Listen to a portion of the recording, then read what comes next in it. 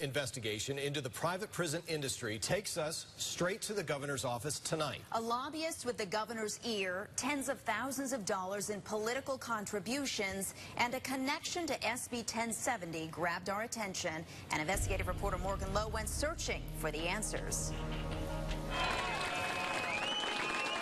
Governor Jan Brewer took center stage the night she officially won her party's nomination. But standing right behind her was a man you probably wouldn't recognize. He's her campaign chairman, policy advisor, and a lobbyist for the largest private prison company in the country. His name is Chuck Coughlin, and he's one of two people in the Brewer administration with ties to Corrections Corporation of America.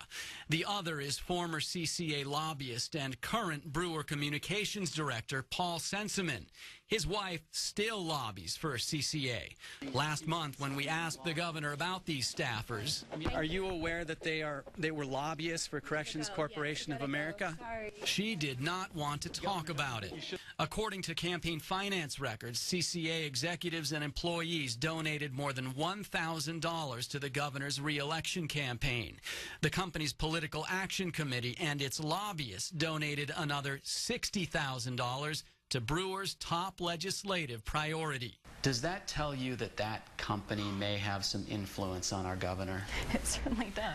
Social justice activist Caroline Isaac says private prison companies have been influencing Arizona politicians for years, and the number of private prisons and jails operating across the state shows the result. State contracts are the lifeblood of the industry, but so is something else, also found here in Arizona. The other big holy grail, if you will, of prison construction is immigrant detention. Corrections Corporation of America has the contract with Immigration and Customs Enforcement to lock up illegal immigrants picked up in Arizona. Tough immigration laws like SB 1070 could send thousands of new bodies its way and millions of dollars. Of course, it's no brainer. But that's not what CCA's lobbyist, Chuck Coughlin, told us. He said illegal immigrants picked up by local police on local charges do not end up in his clients' facilities. Here he is on KAET's Horizon. When somebody gets arrested, they go to jail. There are no private jails. Those are public jails. ICE said they're not taking prisoners arrested or people arrested under that, so there would be no transport into the state prison system where this happens. Do you have illegal immigrants in your detention facilities who were picked up by local law enforcement in Arizona? I would say we'd have, absolutely. CBS 5 obtained these numbers from ICE through a Freedom of Information Act request.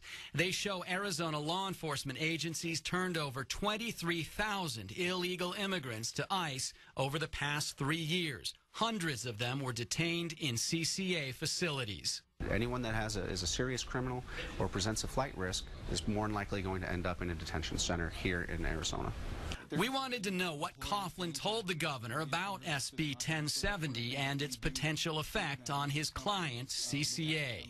Did Paul Senseman or Chuck Coughlin have any input with you on signing SB 1070 into law? Okay, we're done. Brewer wouldn't talk to us about it, and after weeks of emails negotiating an interview, Coughlin backed out, sending us an email from CCA that says, in part, CCA has neither directly nor indirectly attempted to influence immigration policy, including SB 1070, and absolutely did not engage anyone in the governor's office on signature of that bill. People who study the private prison industry, like Caroline Isaacs, say that statement just doesn't pass the smell test. My reaction to that statement is, then why did they give them all that money? After we began reporting on the connection between Governor Brewer's advisors and CCA, Chuck Coughlin's company canceled all of the governor's campaign advertising on CBS 5.